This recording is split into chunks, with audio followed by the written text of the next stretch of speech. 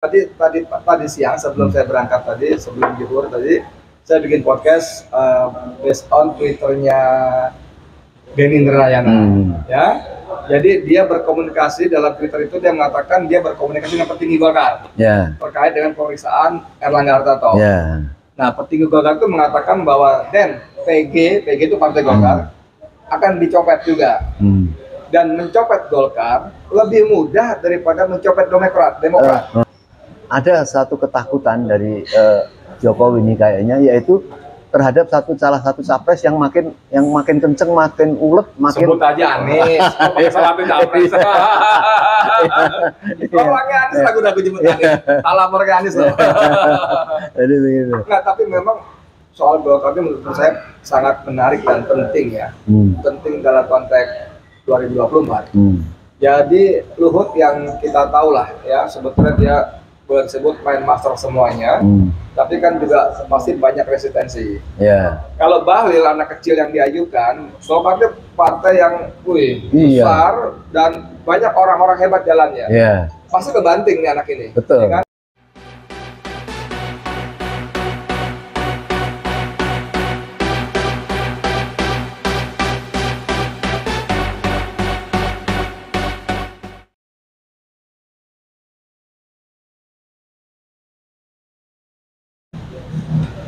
Bismillahirrahmanirrahim. Assalamualaikum warahmatullahi wabarakatuh. Saudara, dengan saya Edi Mulyadi dari Forum News Network FNN. Salam gaspol, people power. Ini sebelum saya kenalin tamu saya, ini ada keroyokan sindikasi, sindikat YouTuber. Ada apa lagi nih? Coba lihat sini. Anti oligarki. Ini Fafifa, Esi, Mimbartuk, Salwa Media, Wangkawan, terus Suara Perubahan. Wah, top markotop. Bayangin saudara, ini teman saya namanya Haji Mursalin. Tapi teman-teman banyak membranding dia sebagai Om Lim. Tadi Mas Edi, Mas Bintang Pamungkas protes, jangan kita panggil Ustadz Lim aja.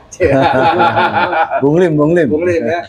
Mas, apa kabar, sehat ya? Alhamdulillah. Oke Mas, kita ngobrolin ini cawe-cawenya Joko Widodo seputar Pilpres ini kayaknya belum bakal berhenti segera. Belum bakal berhenti segera. Kemarin hari Senin, Ketua Umum Golkar yang juga Menko Perekonomian Erlangga Hartarto dipanggil kejaksaan. Tentu kita akan mengatakan itu dalam konteks dugaan korupsi minyak goreng, ya kan? Tapi semua orang paham bahwa itu adalah bagian dari warning, ya, pesan. Lo bandel nggak nurut gua, gitu. Nah ini gimana Mas? Kok cawe-cawe nggak berhenti gimana Mas? Kalau yang namanya cawe-cawe bukan belum berhenti dan pasti tidak akan berhenti.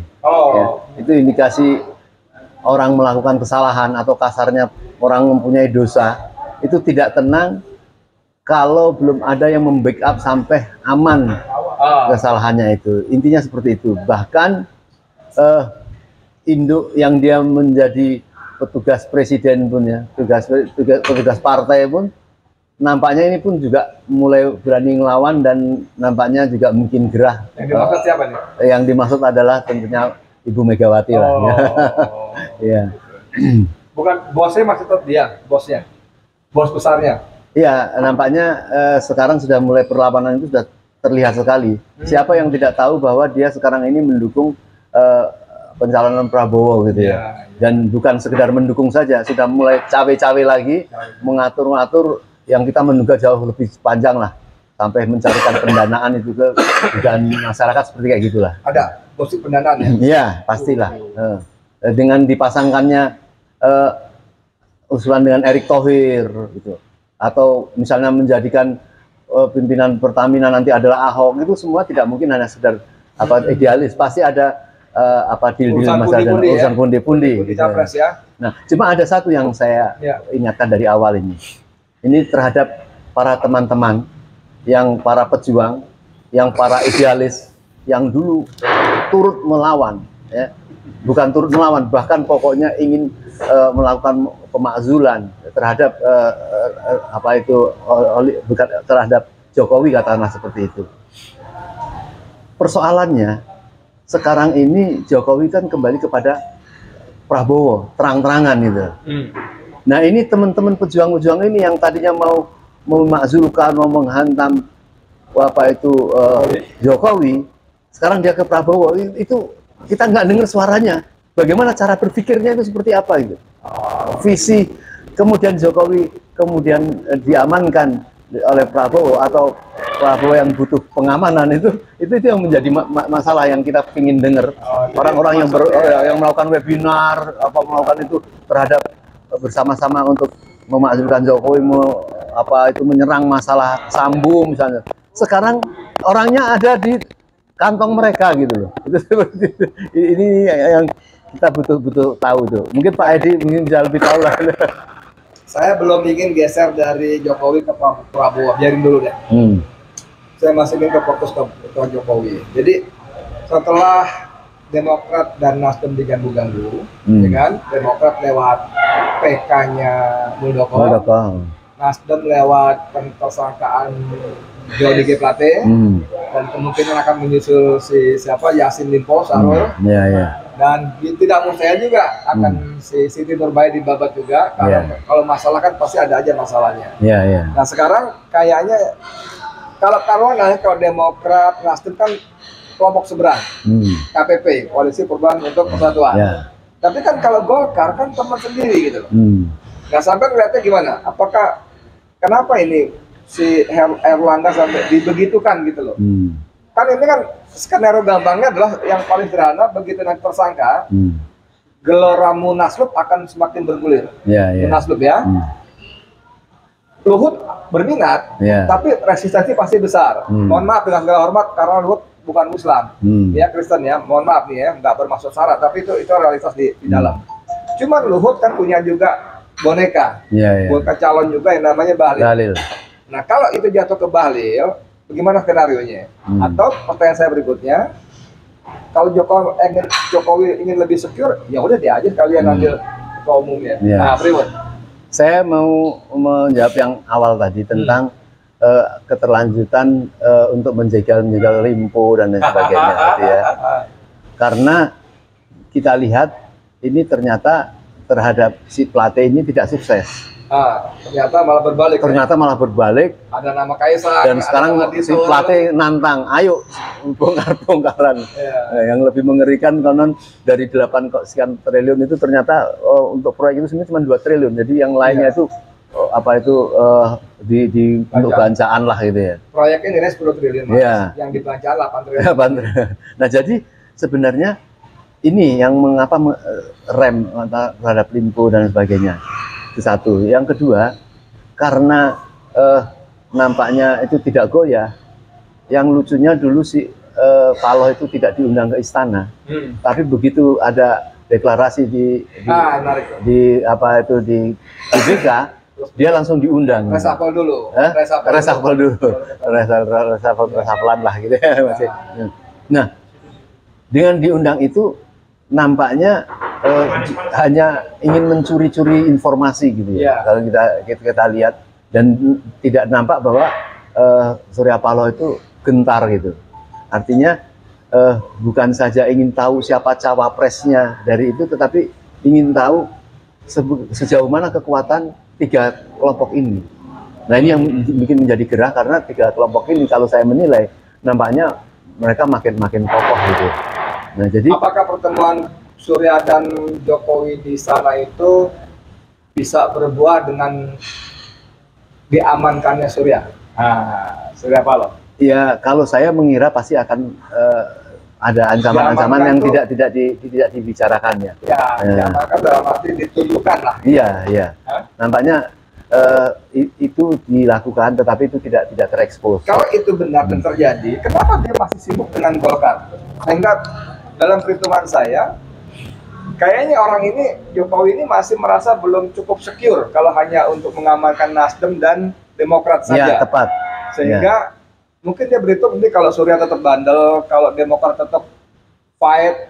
Nah, ini kalau tiba-tiba si Erlangga bawa Golkar bergabung lagi kan repot. Karena kan gosipnya dia diperiksa itu tidak semata-mata karena sawit, tapi karena ada rencana atau sudah bertemu dengan Itu intinya itu. Sampai ke orang dekatnya Anies nih, betul nggak? Airlangga ketemu sama Anies, betul nggak? Kapan, di mana? Yang jelas mereka ada komunikasi. Saya tidak berani mendahului pertemuan atau tidak karena saya belum tahu informasinya. Tapi komunikasi itu nampaknya sudah dikeluarkan sinyal itu dari Bapak Anies Rashid Baswedan waktu di GBK. Nah, komunikasi bentuknya apa? WA, telepon, utusan, atau bagaimana? Ya, nampaknya ada tim 8 sudah ketemu lah. Sudah ketemu, sudah bicara detail gitu ya.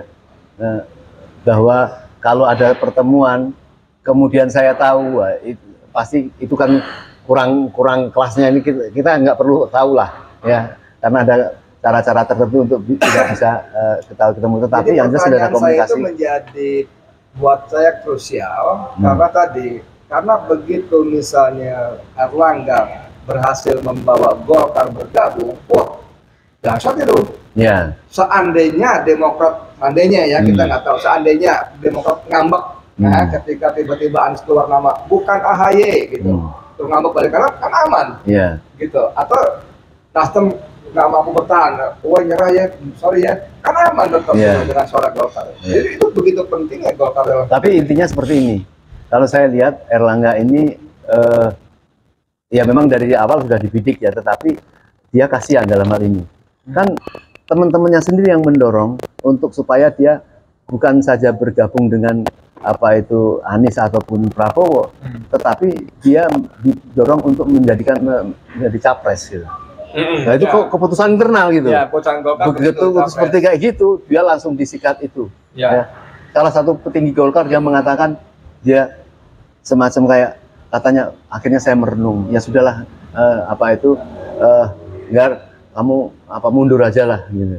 Jadi disuruh mundur, jadi untuk menyelamatkan Golkar. Nah gini Mas. Tapi lucunya ini menyuruh itu, dan ini sudah ada komunikasi soal kayaknya dengan Luhut gitu loh. Nah gini Mas. Tadi siang sebelum saya berangkat sebelum zuhur tadi, saya bikin podcast based on Twitternya Denny Indrayana, ya. Jadi dia berkomunikasi dalam Twitter itu, dia mengatakan dia berkomunikasi dengan petinggi Golkar terkait dengan pemeriksaan Erlangga Hartarto.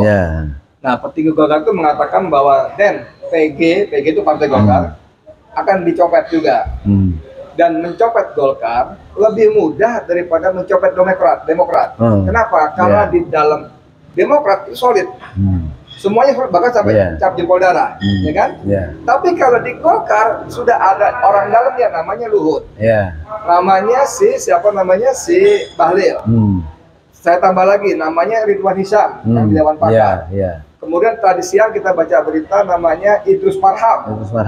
Idrus Marham mengatakan kader Golkar daerah jangan takut mengganti Erlangga. Jadi banyak tanda kutip ya, komprador kepentingan itu untuk menggulingkan Erlangga. Jadi dalam tweetannya si Denny, bahwa mencopet Golkar itu lebih mudah daripada mencopet. Nah ini kan menjadi sangat krusial dalam konteks 2024. Ya, jadi kelihatan artinya Golkar kembali dulu seperti zaman dahulu. Dia memang namanya golongan karya, dia pokoknya tidak mau melawan calon terkuat presiden, dia pokoknya yang penting jadi partner saja. Ini kelihatan di sini. Golkar memang nggak pernah puasa, nggak pernah posisi, selalu dalam lingkaran kekuasaan. Jadi kalau sekarang ada isu, bahkan Jokowi nampaknya diisukan kayaknya mau mengambil Golkar karena banyak kendala Luhut, maka itu bisa terjadi. Artinya kita tidak ingin mengatakan dengan cara apa dia menguasai orang-orang Golkar, kita sudah tahu lah.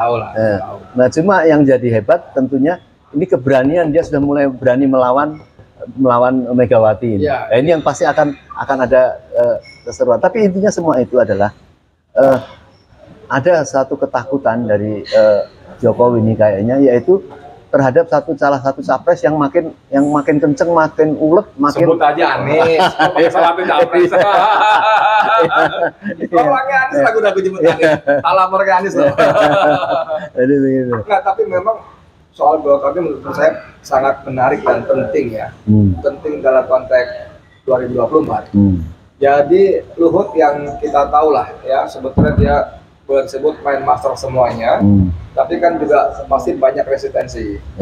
Kalau Bahlil anak kecil yang diajukan, Golkar itu partai yang besar dan banyak orang-orang hebat jalannya. Pasti kebanting nih anak ini. Betul. Ya kan nggak dianggap pendatang baru lah. Segala macam si Agung Laksono aja sesepuh Golkar mengatakan kontribusi Bahlil apa selama ini. Nah, jadi malah yang paling mungkin dia pertama masuk menjadi ketua Dewan Pembina dulu nih. Siapa namanya Jokowi nih. Tapi seperti kata Mas Lim tadi bilang bahwa kalau benar skenario terjadi berarti ini perang terbuka kepada PDIP Megawati ya. Ya, nampaknya berarti ini pencapresan ini masih belum langgeng. Artinya Megawati kan pasti akan melakukan satu perubahan sampai mungkin si Ganjar pun bisa tidak dicalonkan, bisa jadi mungkin dari dibatalkan bisa jadi kalau melihat kayak gini kan. Ganti Edi Mulyadi seru ya. Karena dendam terhadap Jokowi ini kan lagi pasti akan lebih berlanjut gitu. Kira-kira mungkin. Oke lah, sekarang ini kita ngobrol kayaknya sosokan seperti gitu ya, padahal nggak juga ya. Maksud saya Pilpres 2024 ini kan kita sudah pahami dari awal disiapkan berbagai macam kecurangan ya. Kecurangan. Makanya tim pada tim Anies khususnya Mas Lim ini ya please benar-benar waspada, pasang kuda-kuda karena mereka akan memberi silasan macam curang tapi kejahatan pemilu. Ya kan? Nah, ini obrolan ini sebatas mengingatkan aja barangkali ya bahwa segala cara akan mereka lakukan termasuk pencapaian Golkar ini tadi. Itu Mas ya? Iya, tapi ada satu hal saya ingin tambahkan. Janganlah kita terjadi perpecahan di antara orang-orang yang ingin menyelamatkan negeri ini, ya. Baik pendukung capres ataupun bagi senior-senior yang seolah-olah ingin mengambil jalan oposisi, ingin pemakzulan sebelum terjadi pilpres. Tapi intinya ini adalah pencinta negeri yang ingin negeri Indonesia ini selamat gitu. Jadi jangan ada permusuhan, perbedaan langkah. Saya kira bagaimana yang penting kita tidak terkecoh, ya. Kemudian akan dipegang lagi oleh para kelompok orang yang ingin Indonesia bubar ya. Kalau menurut Pak Subianto itu judul kawas saya People Power gitu ya. Di atasnya ada tulisan sudah saatnya orang-orang bernyali tampil menyelamatkan negeri. Untuk itu dalam konteks serius tadi turunkan ego, naikkan nyali. Ego turunkan kebersamaan tapi tambah keberanian. Oke gitu. Siap ya. Terima kasih banyak. Saya Edi Mulyadi untuk FNN, untuk Indonesia Lebih Baik. Assalamualaikum warahmatullahi wabarakatuh.